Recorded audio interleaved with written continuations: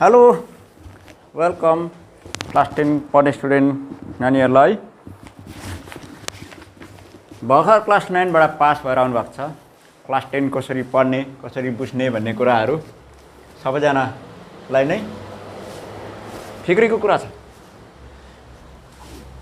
आजको lesson class 10 math chapter 1 exercise 1.4 को question number 1 हामी राम्रोसँग सिक्ने छौं।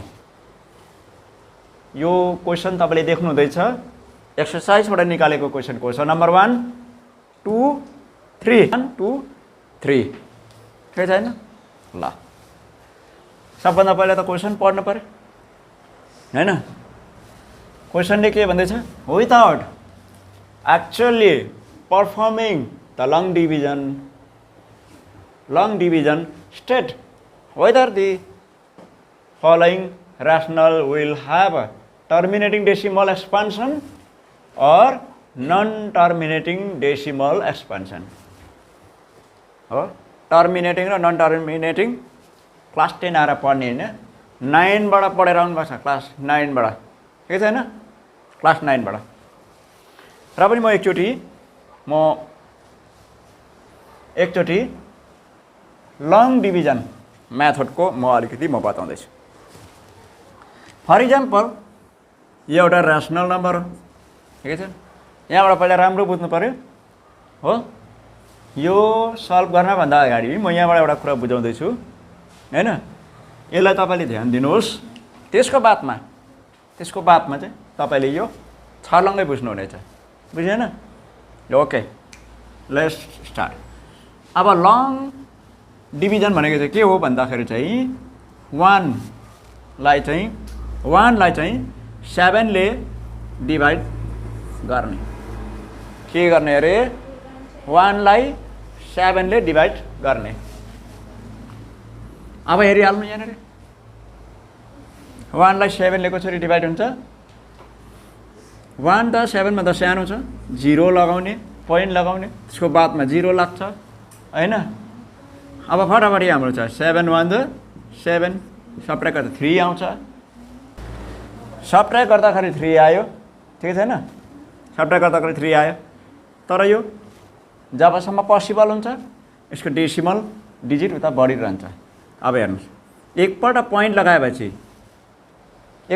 लगाएपछि 0 लगाउनु पाइबस्छ। 7 4 द 28, सब्ट्र्याक्ट गर्दा 2 आउँछ। पोइन्ट त लाउन पाइबस्यो हैन, पोइन्ट त लाउन पाइबस्यो। फेरि 7 2 द 14 6 आउँछ हो। 7 2 द 14 6 आउँछ। तपाईले त राम्रोसँग ध्यान दिनुस् हो। लेख्नु भन्दा बेसी चाहिँ पहिला तपाईले एकदमै राम्रो ध्यान दिनुस् हेर्नुस् है। अब हेर्नुस् यहाँनिर यो पोइन्टले त 60 हुन्छ। 7 8 द 56, फेरि आउने रहेछ यहाँनिर कति, फेरि 4 आउँछ हो। 4 आउँछ। 7 40 बनेछ। 7 5 द 35 हो। 7 5 द 35, सब्ट्र्याक्ट गर्दा 5 आउँछ हो। 5 आउँछ। 7 7 द 49, यो त हामी 0 त लगाइ नै बस्छ हो।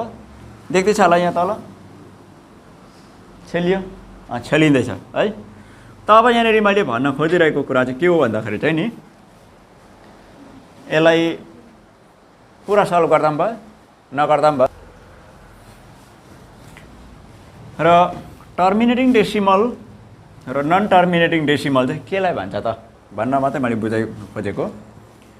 जुन चाहिँलाई चाहिँ यो एउटा डेसिमल भयो, डिभाइड गर्दा यो मेथडलाई लङ डिभिजन मेथड भन्छ।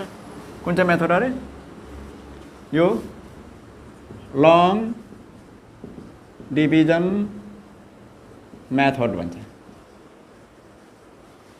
ठिकै छैन। लङ डिभिजन मेथड भन्छ यसलाई। लङ डिभिजन मेथडबाट हामीलाई थाहा लाग्छ सब्ट्र्याक्ट गर्दा 1 आउँछ। यहाँनिर देखिँदै छैन, यो तल 50 आयो, 50 को मुनि 49 आयो। 49 कसरी आउँछ, 7 7 द 49, 1 आयो। अघि एकचोटि यहाँनिर कहीँ 1 आएको छ, आएको छैन। अब यसलाई फर्स्टमा 10 थियो है, 10 थियो, 10 थियो, 7 1 जा 7 ठिकै छैन।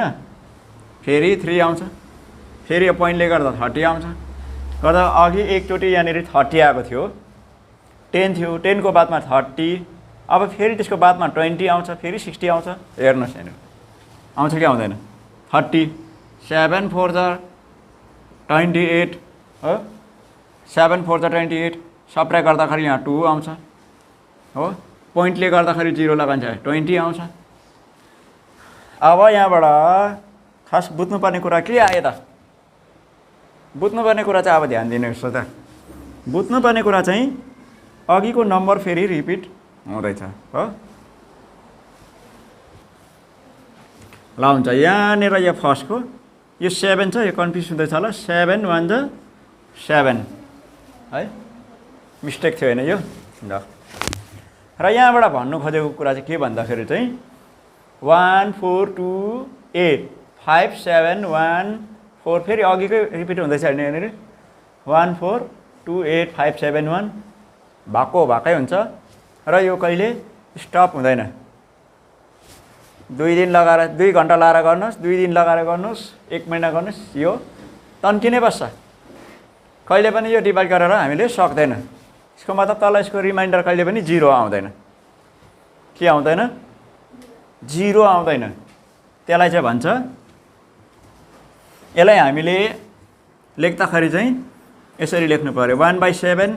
अब डेसिमल एक्सपान्सन यसको भ्यालु कति आएको छ? 0 1 4 2 8 5 7 1 4। अब त्यही त आइरहने हो, गइ नै बस्छ यो डट डट डट। यसको मतलब के हो? यहाँबाट अझै मेनी मेनी मेनी मेनी अझै के छ? डेसिमल डिजिट अझै छ भनेर बुझिन्छ। र यो चाहिँ के हो हामीलाई थाहा लाग्छ, नन टर्मिनेटिङ डेसिमल एक्सपान्सन। बुझ्यो यो? Non terminating decimal expansion. Terminate भनेको चाहिँ 0 आउनु भनेको, 0 कहिले आउँदैन, त्यही कारणले गर्दाखेरि यो नन टर्मिनेटिङ डेसिमल। ठिकै छैन? Non terminating decimal. अब टर्मिनेटिङ डेसिमल म त्यो बुझाउँदैछु। अर्को क्वेसन एउटा इक्जाम्पल लिएर ध्यान दिनुहोस् राम्रोसँग।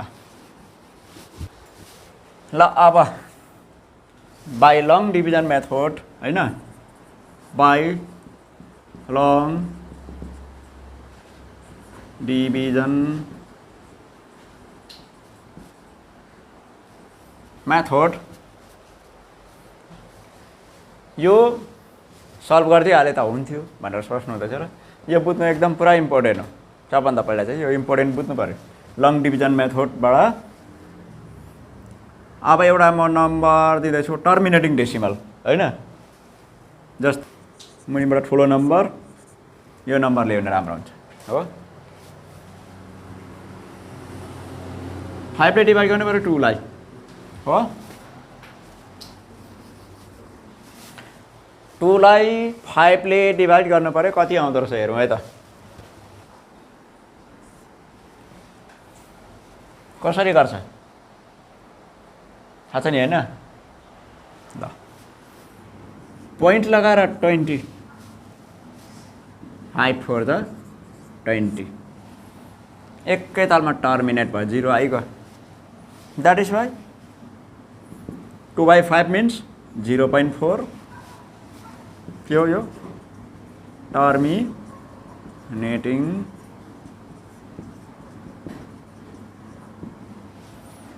अघिको इक्जाम्पल अहिलेको इक्जाम्पलले गर्दा टर्मिनेटिङ नन टर्मिनेटिङ क्लियर भयो होला। बुझेन भने फेरि रिपिट गर्ने हेर्ने। टर्मिनेटिङ डेसिमल 0 आउँछ रिमाइन्डरमा, डिभाइडको खेला खतम। अब आयो अर्को कुरा, आजको क्वेसन हुन्छ अरे according to the question today. यहाँ सुन्नु है, आजको क्वेसन अनुसार यहाँनिर without performing long division, without performing long division, long division अहिले हामीले जुन गरे लङ डिभिजन नगरिकन निकाल्नु अरे चाहिँ के गर्नु भनेको छ, डिभिजन स्टेट भनेको छ, हामीलाई के भन्नु छ टेक भन्नु अरे। यो चाहिँ टर्मिनेटिङ हो कि नन टर्मिनेटिङ हो, यो टर्मिनेटिङ डेसिमल नन टर्मिनेटिङ डेसिमल त्यो हामीले भन्नुपर्ने। त्यसको लागि यो नम्बरलाई हामीले p/q फर्ममा छ, यो रेसनल नम्बर हो, ठिकै छैन, यो p लेखिदिउँ, यो फर्मुलाबाट चाहिँ हामीले चाहिँ यो हामीले स्टेटमेन्ट दिन सक्छ, भन्न सक्छौँ। वी क्यान से स्टेट भनेको चाहिँ we can say which are terminating which are not terminating. अब हेर्नु 2m 5m टाइपको होइन, 2m 5n टाइपको जब यसको डिनोमिनेटरमा यो खालको prime factorisation, product of prime factorisation यो टाइपको आयो भने चाहिँ हामीले भन्न सक्छ यो चाहिँ टर्मिनेटिङ। एउटा 2 हुनु पर्यो, अर्को के हुनु पर्यो 5 हुनु पर्यो, एउटा 2 अर्को 5, ठिकै छैन। ल ओके, यो म गरिदिइहाल्छु नि, यो गरिदिउँ होइन। ल ओके, हाम्रो रेसनल नम्बर म 2 को पहिला गरिदिँदैछु 17/8 हो, माथिको जस्तो त्यस्तै राख्छौँ। तल 8 लाई चाहिँ हामीले फ्याक्टराइज गर्नु पर्यो, 2 4 जा 8, 2 2 जा 4 हो, 2 1 जा 2 गर्दाखेरि यहाँ 2 रेज टु द पावर 3 छ। अर्को चाहिँ कति हुनु पर्यो अरे 5 छ, यहाँनिर छैन तर हामीले लाउन सक्छ 5 रेज टु द पावर 0, यसलाई हामीले 1 लेख्नु सक्छ, 1 त हुन्छ नि कुनैमा पनि। अब हेर्नु 17 2 रेज टु द पावर 3, यहाँ हामीले 1 को प्लेसमा 5 रेज टु द पावर 0 लेख्नु पाउँछ, किनभने a raise to the power 0 equals to 1 हो। यो formula law of exponent by law of exponent a raise to the power 0 equal to 1, त्यो लमा चाहिँ हामीले के पायो, एउटा 2 अर्को बेस 5, यहाँबाट थाहा पाउँछ यार हो, यार denominator is in the form, oh denominator is in the form 1/2m into 5n, therefore 17/8 is के हो, टर्मिनेटिङ नन टर्मिनेटिङ,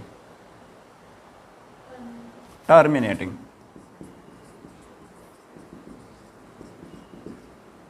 टर्मिनेटिङ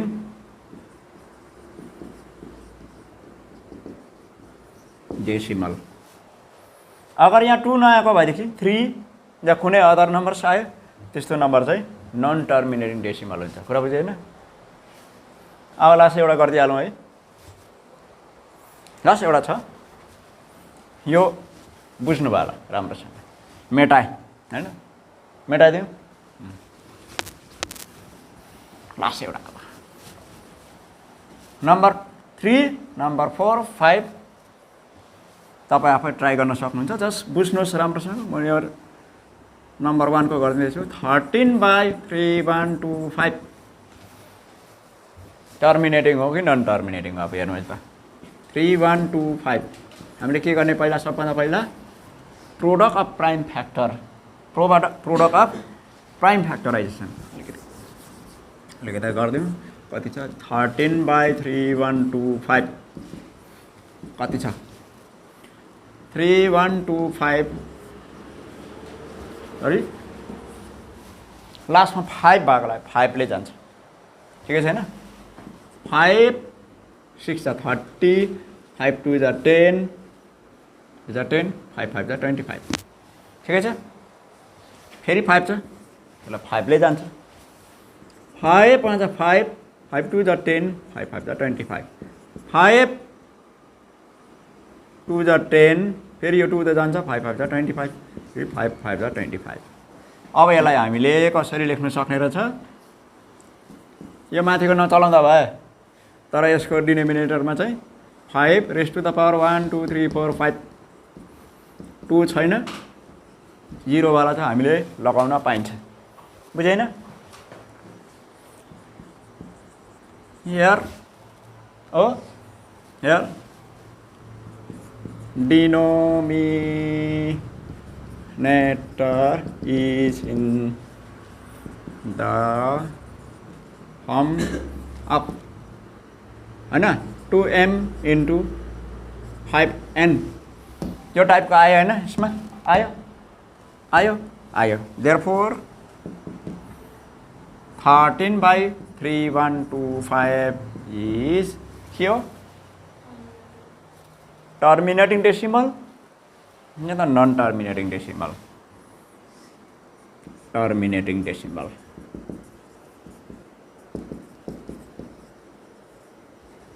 terminating decimal